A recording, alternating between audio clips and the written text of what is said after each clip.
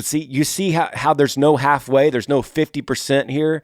It's like if you had a parachute and you were jumping out of a plane, and I said, hey man, that parachute has a 50% chance of opening. You wouldn't jump. You hear me, you hear this message, you're 100% in. You don't hear it, you're jumping out of a plane with a faulty parachute.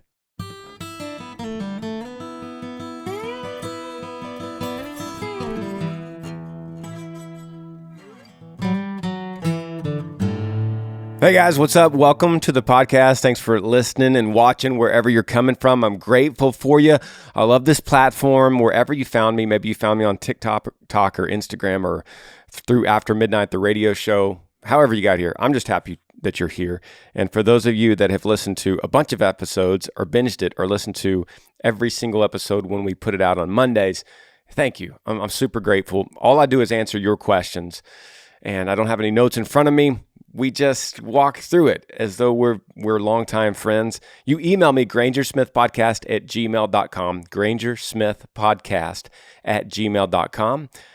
My only two requests are don't send anything twice to me and don't make it much longer than a phone length in the email because that it makes it hard to read for the podcast. But let's dive right into this thing. First one, subject line says, long distance relationships, Florida to UK.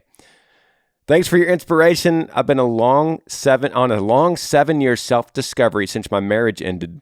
Last summer, I met a very lovely lady. Unfortunately, she lives overseas and visits America 3 times a year in an 8-week period. All my life, I never considered distance to be a good ingredient for a healthy relationship. This woman has inspired me to reconsider my ideals. I am definitely tied to America until my kids grow, another 8 years. I'm just curious on your take on long-distance relationships. Yee, Joseph. Joseph, thanks for the email, buddy. Shout out to Florida. And yeah, we'll get right to it. Look, long-distance relationships, I don't have a problem with it.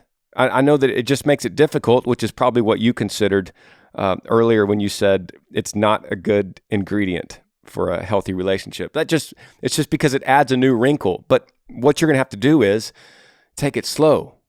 Now, there's good and bad. Let's talk about good and bad. The bad is you got to take it slow, and you have to go down every detail and establish things early with her. For instance, would you ever consider moving to the U.S.? You got to establish that early in a close relationship. You would establish moving to a new town or moving for a career. You would establish that later in the relationship. But now you got to start talking about it pretty early. Like, hey, how open are you to moving to the U.S.? How hard is it to get a visa to work here? Have you ever looked into that? If so, what's your time frame on that? And then the same question comes back to you. Would you ever consider moving to the UK? What's the process of getting a visa? Could you get approved? Is there a career move you could make over there with a similar field that you're in now? Or could you find another job with your background? Are you willing to be apart from your family? Maybe you have parents, brothers, sisters, your kids, obviously. Are you willing to be all the way across the pond away from them? Something you got to consider now, something she has to consider. Leaving all of her friends, all of her family, any ties she's had, maybe she has kids, maybe she has a mother and father. Is she willing to leave them? These are questions that you're going to have to ask early. And it's difficult that way. But if she's the right one and you guys really click and you fall in love, then those obstacles aren't that big a deal. You make it work. But there's sacrifices you have to make for that. Now, there's sacrifices in every relationship, but this is very specific sacrifices. Now, the good news, I told you there's good. The good thing is you're going to learn quickly about if she's the right one because you're moving fast with her. So you're going to learn quickly because, Joseph, your problems might be completely solved in 3 weeks. You start asking questions and she goes, I would never consider moving there. I would never want to live in Florida. I can never be away from my mother. It's like, okay, well, that's a problem. Because if I move there, you're going to have to come stay with me sometimes. And you're going to have to leave your mother. So you get these problems out over with early. And then you could come to the conclusion that, you know what, I'm not really that into her anyway. Or you could meet someone else in Florida and you go, you know what, this is a lot better. Or you break up with the UK girl and then you meet a Florida girl down the road and you go, oh, this is so nice. I love you and you're local. I never knew how blessed I would be to find a Florida girl until I dated a UK girl. So it's going to give you a really good perspective. So yeah, go for it, but you got to take it slow. You got to ask hard questions fast, and don't give your heart away too soon. Don't give your heart away to her before you ask the hard questions and come to that conclusion. Because sometimes that distance can create a false sense of security in the relationship when you're texting and FaceTiming and calling and emailing and not seeing her face to face. So you're not seeing her everyday problems. She's not seeing your everyday problems. And so it seems like a fairy tale. So be careful of that. Don't give your heart away too soon. Ask the hard questions right now and take it slow. Next question, subject line says, big fan. I saw you when you were part of the Luke Bryan tour in 2017. I've been listening to your podcast. I have all of your albums. Love your music. And this comes from Amber. Amber, thank you. That was a fun tour. Next question, subject line says, dating apps. Hey, Granger, my name is Stephanie. I'm 28 years old from North Texas. The last few years, I've been on dating apps to meet people. Whenever I finally find someone actually interested in getting to know and potentially pursuing a relationship, it always ends the same way. When I think things are great, the rug is pulled from under me, and out of nowhere, I end up heartbroken and confused. I eventually bounce back after lots of prayer and talking to friends and family, but I'm definitely getting tired. As a Christian, what do you think about online dating? Or should I just stop looking? Since everyone says the same thing, stop looking and someone will come into your life. I'd love to hear your thoughts. Thank you, Yee, Stephanie. Stephanie, shout out to North Texas. My first question is, why are you 28 and on dating apps? Like your prime age for finding a good husband in North Texas, there's plenty of them. Why are you resorting to dating apps? And the reason I ask it is because dating apps are going to put off this front. It's like a sales pitch. It's like looking for a used car, and you're going to see how many miles it has and gets good fuel economy, never been in a wreck before. It's going to show the pretty picture sitting in a driveway with a sunset in the background. It's all clean. That's what a dating app is. You're seeing the highlights of someone. And so what you're doing is you're pursuing someone only based on their highlights. That's it. That's not healthy to do. And they're thinking the same thing about you. You're finding them because of the highlights and you're pursuing it for a first date. And then they're doing the same thing. They're looking at your highlights, whatever you wrote in your bio, whatever picture out of a million you chose, because you know you're just putting the best pictures on there. The pictures that you want to be represented with the sunset going down and your car is clean. So as opposed to what I would recommend is friends, close companions, people that you trust, that wise counsel that says, hey, there's a guy I work with and he's single and he's 30 and he seems like your type. I would love to set you guys up. I could vouch for him. I know his struggles. I know his successes. I know his parents. I know his whole story. That's a way better route to go to find somebody instead of looking at highlights only. No references. Nobody knows him. You don't know his past, and you won't know his past for a long time because he's going to hide it from you. So you're wondering why this ends the same way. I tell you why. Because the highlights fail, and then you meet the real person. And when you meet the real person, or they meet the real you, someone's out. That's why it keeps ending the same way. And I know people are listening going, I met my spouse on a dating app and it's great. There's always exceptions, but those are tiny exceptions. For the most part, you need to go on references. You need to see them in their natural environment before you take a first date. So it's like, yeah, I'm going to go on a date with you because I know you from references or I've seen you in the real world first and not your highlight reel first, okay? I would avoid it. I wouldn't go there. You're young. You've got a long time. You're great. Next question says, subject line says, should I ask out my best friend of 18 plus years? Hey, Granger, been listening to the podcast for a while, and I've spent just as much time pondering this question. I met this girl at the old age of 4 many years ago when her dad became the pastor of my childhood church. We've always been very close, and apparently I've already proposed to her once when we were in kindergarten. Now our college careers are wrapping up, and I feel the urgency to find the one for me. I know it's all in God's timing, but I know my Amber won't fall into my lap, talking about my wife. We've talked about dating multiple times over the years, but she's always felt awkward about it. She's still never had a serious relationship, and I think her reservations are rooted in nervousness about that.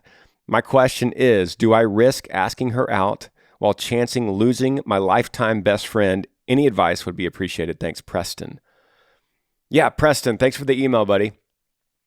So here's the deal. There's a couple things I want to talk about. First thing I want to talk about is she feels hesitant. Okay, so you don't have a clear path here. You know this. The second thing I want to talk about is from my perspective, I don't think you have anything to lose here. You're talking about losing your lifetime best friend. I don't think that's a problem. Here's why. One day you're going to meet somebody, your future spouse, and you're going to marry them. And God willing, you're going to make babies with them.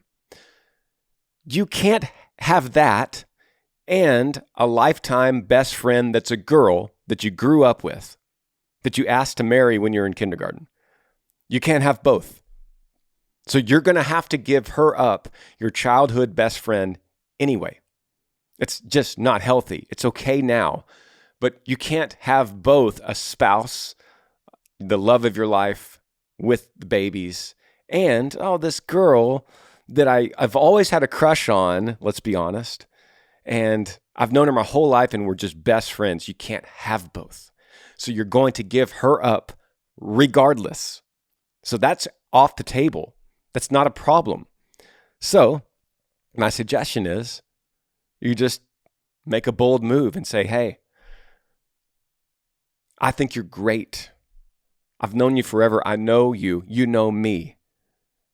Now, I am really attracted to you, and I know this might be awkward to you, but I would like to take it slow and pursue you to coffee or to dinner or to a movie. And I'd like to go out in a new way, more than friends. Like, be honest with her and make it very clear. I want to be more than friends. Would you be interested in that? And if she says, I don't think so, then you go, okay, I totally respect that. And then you have to back off of this lifetime friendship thing. You can't continue to be best friends with her because that's going to hinder you from meeting somebody. Because as soon as you meet somebody and start to get serious, you're going to have to introduce that new person to your lifelong best friend that you've had a crush on since kindergarten. That's not going to work. You can't have both. So I would say be bold, ask her out. If she says yes, if she wants to take it very slow, take it slow. Also, if she says no, that doesn't mean you have to stop. You could say, okay, I'm right here. But I think we need to back off the friendship thing. But I would like to be more than friends. And so I want to prove to you that I want this, you and us together. And so I'm here. Give me a call. I'm not going anywhere. Okay? The other thing I want to talk about is the very beginning of your question. You said, I feel the urgency to find the one for me. I need you to get rid of that urgency. There is no urgency. I know you feel that. You're getting out of college. You feel that, but pull that back, retract that feeling, and be confident and single now. Be secure in who you are in your singleness now without anybody. You don't need anybody. There's no urgency.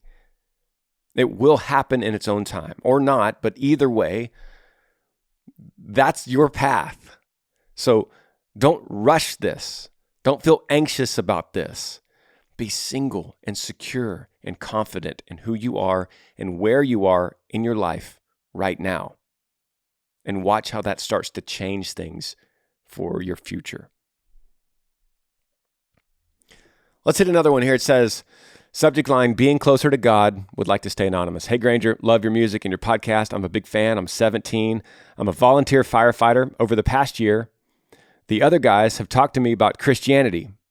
And more recently, I've been trying to get more and more into it and wondering, is it too late for me to be saved and to go to heaven when I pass? I haven't been the best guy, but is it too late? Keep up what you're doing. All right, anonymous. Thanks for your service as a firefighter.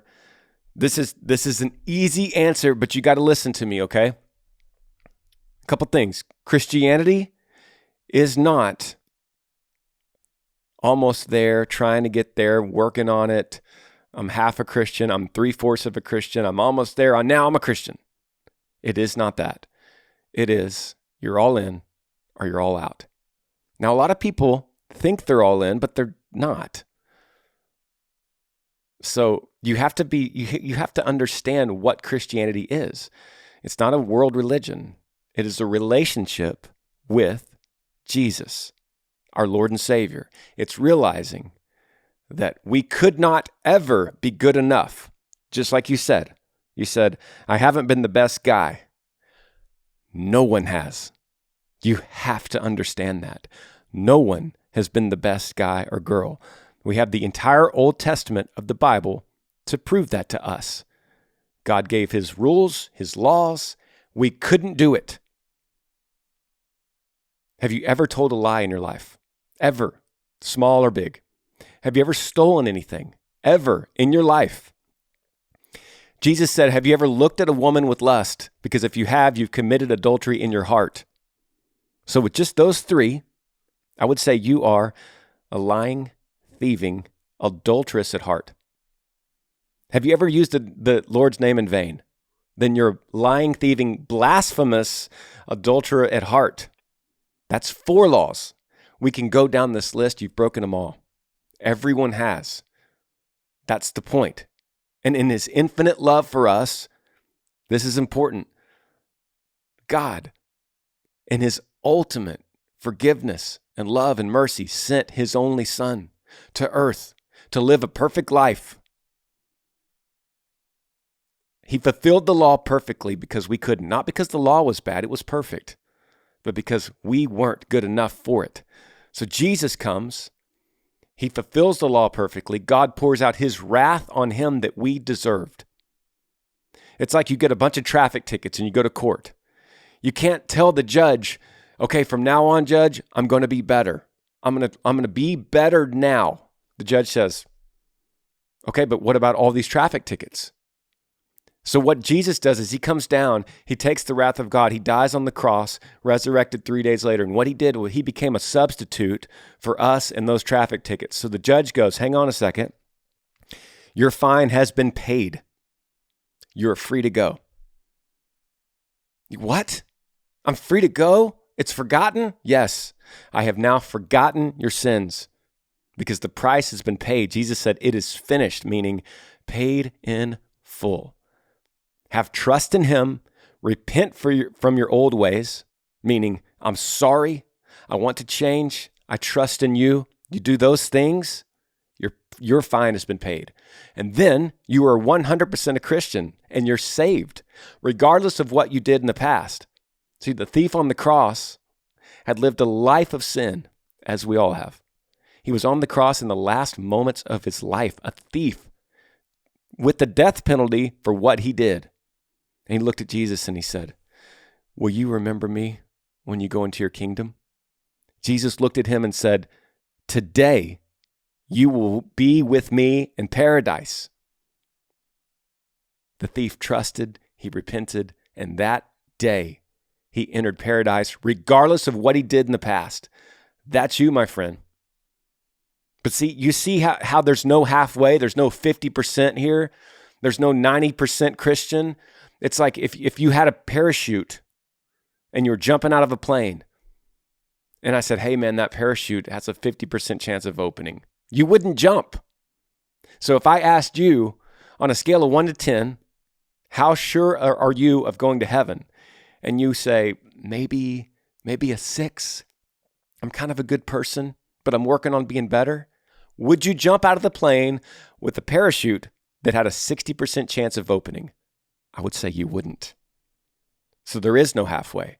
You're all in with the trust and repentance of what Jesus did for us and for you.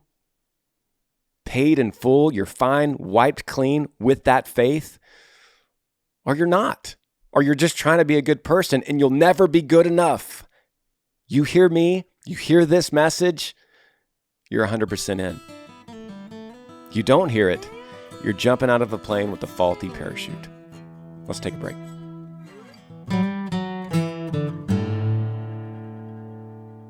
Podcast is brought to y'all today by Raycon. You know, I've been doing a lot of flying lately in the month of August. We have a lot of fly dates, and I've been on the plane listening to a lot of audiobooks. So I need some good earbuds to listen to these audiobooks. That's why I use Raycon wireless earbuds to listen. Raycon's everyday earbuds look, feel, and sound better than ever with optimized gel tips for the perfect in-ear fit. These earbuds are so comfortable, and they never will budge. Trust me. Raycons offers 3 different profiles to match what you're listening to, plus noise isolation and awareness mode, so you could choose to be immersed in sound or be able to hear your surroundings when you need to. Probably the most important thing for me with these Raycons is their battery life lasts a long time. And sometimes I'm on these long flights with a layover and then another flight, and I need them to stay on before I get to charge them, and they last 8 hours of playtime and 32 hours battery life. So when you need a charge, it's super easy. You could even do that wirelessly. This is a huge selling point for me. You get the same quality audio as other premium audio brands, but half the price. Yeah, really. And they seriously are meant to last. I've seen people dropping these Raycons 3 stories up, getting lost in the rain, snowstorms, and they still work. It's no wonder why Raycon's everyday earbuds have over 49,000 5-star reviews. Check out Raycon's wireless earbuds. My guess is that you're going to want to leave a 5-star review too. Go to buyraycon.com/Granger today and get 15% off your Raycon order. That's buyraycon.com/Granger to score 15% off. Buyraycon.com/Granger. The podcast is also brought to you by BetterHelp. And so many times I tell people on this podcast to stop listening to your heart and start listening to your mind. But you got to have ways to take care of your mind as well. And that's where BetterHelp comes in. So how well would you take care of your car if you had to keep the same one your entire life? Well, that's how our brains work. So why don't we treat them the same way? How we care for our minds affects how we experience life. It's so important to invest time and care into healthy minds. There are plenty of ways to support a healthy brain, like learning a new language or taking power naps, but there's also BetterHelp online therapy. Now, this podcast is all about me being your friend and giving you advice that I think you need, but I'm not a licensed therapist, and that's where BetterHelp online therapy comes in. It's online therapy that offers video, phone, and even live chat only therapy sessions. So you don't have to see anyone on camera if you don't want to, and it's more affordable than in-person therapy. Like you could be matched with the therapist in under 48 hours. So our listeners get 10% off their first month at betterhelp.com/Granger. That's betterhelp.com/Granger. Okay, we're back at it, going through these questions. We have a lot to get to, and I'm just pulling up whatever's in the queue. You could email me to grangersmithpodcast@gmail.com. grangersmithpodcast@gmail.com. That is what I'm reading. Next question, subject line says, I'm scared. Hey, Granger, my name is Nick. I'm 26. I'm from Oregon City, Oregon. Your podcast has helped me through the days of being a truck driver. I'm reaching out to you because I found out I'm going to be the father to a baby girl. How do you become a good father? How do I not repeat the way my father was? How do I make sure I'm doing enough? I've always wanted to be a dad. I just want to make sure I'm doing everything I can. Thank you for everything you do. God bless and yee. All right, Nick. Thank you for your service as a truck driver. Thank you for emailing me. Shout out to Oregon. I love Oregon. Okay, buddy. Congratulations. You're gonna be a girl dad. That's amazing. My first baby was a girl, so I could relate. Your question is, how do I become a good father? How do I not repeat the way my father was? Well, that's called a generational curse. And it is definitely a problem. So you're right to acknowledge it, because these generational curses happen when we get a bad great-granddad, and he raises a bad granddad, who raises a bad father, who raises us, and then we, in turn, take what we learned, because that's all we know, and we put that on our kids, and this generational curse keeps happening until someone breaks it. So, Nick, I want to encourage you to break this curse. And I think by asking the question, you're already in a very good spot. The baby's not even born yet. You're already asking a really good question. How do I become a good father? Well, the first question I would ask you is related to the question right before we took the break. Do you love Jesus? Because if you go in and you read the life of Jesus and you read his apostles and you read the epistles and the letters in the New Testament, it's going to lay out for you how to be a good father. In fact, there's plenty of sections on there to talk about how to be a good father. And that's an ancient book. It goes back thousands of years. So much wisdom in that. We could learn so much from that. So we know, first of all, that we're not perfect. We're going to fail. We're going to stumble. And so we be honest with our kids. We need to be present with our kids. We need to have them very high on a priority list. So it's like God, your girl, your spouse, and your kid. Are you married to what baby mama? I would ask you that. Because the way you treat her is a huge part of how you are as a dad. That's a huge message you're sending to this little girl about who she is and about what womanhood is by how daddy is treating mommy. That's the first thing she's going to learn about women. The first thing she's going to learn about herself is what she sees with her mom and how dad treats mom. It's a big deal. Like, that's the first thing. So that's the first step for you. Love this woman. Love this girl. Love the baby's mother. Show her respect. Honor her. Open doors for her. Don't raise your voice at her. Try not to argue in front of the baby. That's a huge deal. And you might not have thought about it. I haven't even talked about the baby at all. Treat the mother like royalty. And she sees that. Your baby girl sees that. And she goes, I love daddy. He's present with me. He gives me attention. He loves mommy. He protects us. And you put her down at night and you're tickling her back as she's closing her eyes, and you go, baby, I'm always here for you. I love you. I'll always protect you. I'll always be here to talk to. I'll always be here to bounce ideas off of. You know that, right? And she goes, yes, daddy. And reinforce it all the time. Tell her she's beautiful. Tell her all the things that you want to beat the world to. You don't want the world to be the first one to tell her that she's beautiful. You don't want the world to be the first one to buy her flowers or tell her that they love her. That needs to be daddy. Every time. Beat the world to the punch. Every time. That's huge. And second of all, after that, you got to rein her in. You have to discipline her.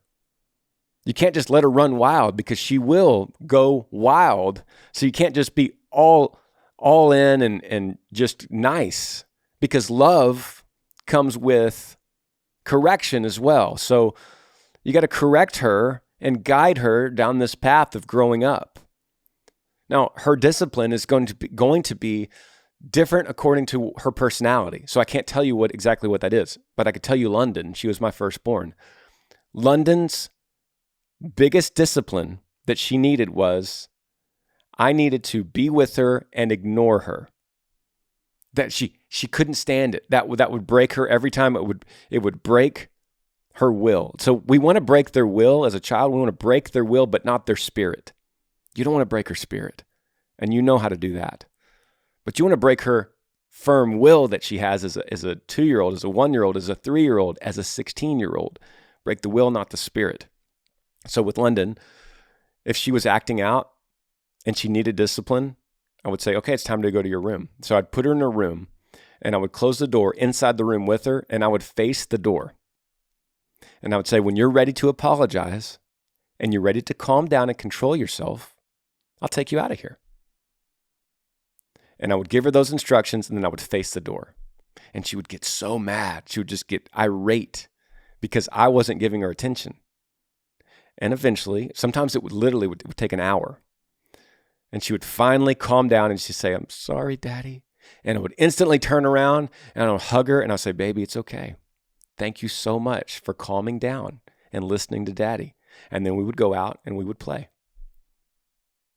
Girls want to be captivating. So make them feel captivating. Tell her she's beautiful. Watch her. Give her that attention that she needs, unless it's form of discipline. You're going to do great. All right, let's hit another one here.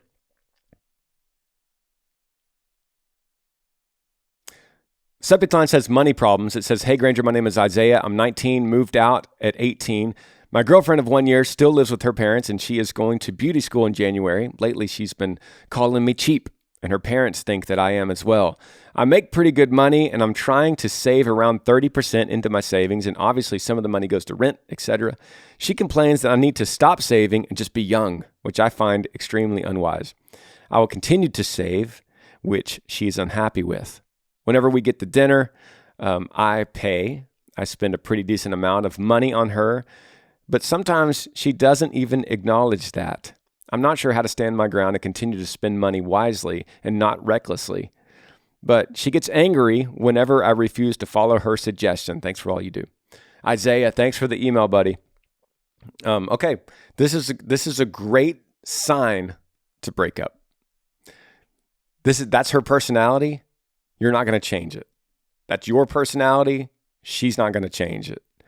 And it's awesome that you're seeing it now before you're married, because this is a huge issue if you're married and you have a joint bank account and you have money going in and she has money going in and she wants to spend it all and be lavish and you're trying to save it. That's like a root problem in a marriage. That's going to lead to divorce. And I don't think you're going to change her. Now, she is very young. She's 18, or I'm assuming. But it's a really big red flag. And the fact that her parents agree with her, that's even bigger red flag. That says that she's probably not going to grow out of it. That's just how she was raised. That's how she feels. And that's obviously how you were raised, and that's how you feel. So it's a big problem.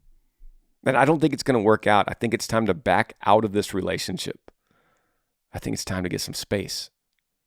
You can't sit down and convince her of this, how saving is important and how spending is not wise. Spending lavishly is not wise. You can't convince her of that. That's who she is. That's what she wants. And she'll find somebody after you break up that does that just dumps money out on her, goes on cruises and vacations and just buys her jewelry that's ridiculous. And you will find somebody that respects the money and that says, "I think this is wise. Let's save up, and then we could spend it on a vacation once we're in a safe place with our savings." You're going to find that. But you got to find somebody else. I'm sorry. You probably love her. That's why you're emailing me. You probably have huge feelings for her. Otherwise, you wouldn't email. You would have already done this. But I'm here to tell you the tough love, Isaiah. It's time to break up. This is a bad sign, and good news for you. You're not married when it would be a really big problem. Next question says, "Hey Granger, I'm 19. I'm in my first real relationship. We both recently agreed that it was for the best to take a small break because we have a lot going on in our lives at the moment and revisit the relationship when we could both give our 100%. I just can't stop thinking about her. And I always think if I did something to upset her, and she always says that nothing's wrong or I'm fine. And I was wondering if you can give me advice on how to approach the relationship when I feel I'm ready to talk to her." Buddy, thanks for the email. Let me dig into this and correct you on something. You said, "We have recently agreed it's best for us to take a small break." That's not true, is it? You might have agreed at the time, but you don't agree with that now. Because now you're saying, you're wondering if you did something wrong to cause this. Meaning this wasn't a mutual breakup because you got a lot going on in your life. Because now you're having second thoughts that maybe it wasn't that at all. Maybe you just blew it.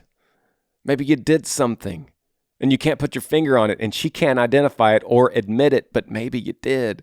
Meaning you weren't ready to get out of this thing and she was. But the hard part about it is she doesn't want back in. And now you're just going through good old-fashioned heartbreak. And I'm here to tell you that it's okay, that the feeling you're having is normal, and that everybody goes through it. Longtime listeners of this podcast know how many times I've gone down this road with this subject with these kind of people. Buddy, it hurts. You're going to regret things you did. Maybe you could have said a couple more things. Maybe you shouldn't have said a few things. But that's part of learning about relationships. That's part of learning the opposite gender. So one day you'll meet somebody, you'll fall in love again. And in your mind, you'll go, I learned back when I was 19 what not to do or what to do more of. See, heartbreak is a mechanism inside our body, kind of like pain.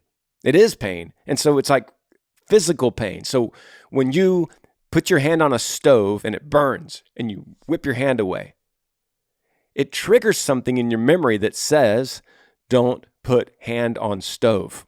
Got it. Stay away from stove. Got it.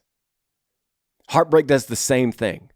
So while the hand burns when it's on the stove, it hurts and you get whelps and you got to cool down and you got to get over the scarring of the hand on the stove. The same thing happens with heartbreak because it's good that you got that burn. It's good you got that scar because it's going to prevent you from further damage to putting your hand on a stove. So this heartbreak is the same thing. This is good that you're feeling this because it's going to prevent you, or at least help prevent you from making the same mistakes again with someone that you love. Now, sometimes it's not about the mistakes. Sometimes it's about we just gave away our heart too soon. We moved too quickly in the relationship and gave ourselves away and weren't guarded enough. That could be it too. But either way, you're learning a lesson through this pain. And I know that that's hard to hear now. And it's something that's like, well, that doesn't help me. I'm hurting. It's the same way if you burned your hand on the stove, I'd say, buddy, this is actually good. Wait till it heals. You're going to know not to put your hand around a stove now. You're going to go, well, thanks a lot, buddy. That doesn't help me now. It hurts. I'm sorry, man. I know it hurts. Heartbreak is real. It's pain. It's grief. It's grieving the loss of someone in your life that you loved. But the good news is, just like the burn on your hand, it will heal. Fully recovered. It will. Just like your hand is fully recovered after the stove, after a certain amount of time, your heart will fully recover. Be still. Wait it out. You'll have good days and bad days, but eventually the bad days will start to fade away and there'll be more and more good days.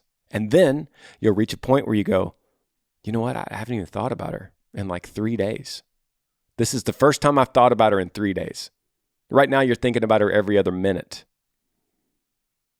But then the 3 days turns into 6 days. And then it turns into 2 weeks. And then a month. And then 6 months. And then you meet somebody new. And then you fall in love. And then you could barely even remember the girl's name. The girl before. But your heart knows because it's healing. It's growing. It's a lesson. It's good for you. Wait it out. You're going to be good. Love you guys. See you next Monday. Yee. Thanks for joining me on the Granger Smith Podcast. I appreciate all of you guys. You could help me out by rating this podcast on iTunes. If you're on YouTube, subscribe to this channel, hit that little like button and the notifications bell so that you never miss any time I upload a video. If you have a question for me that you would like me to answer, email grangersmithpodcast@gmail.com. Yee.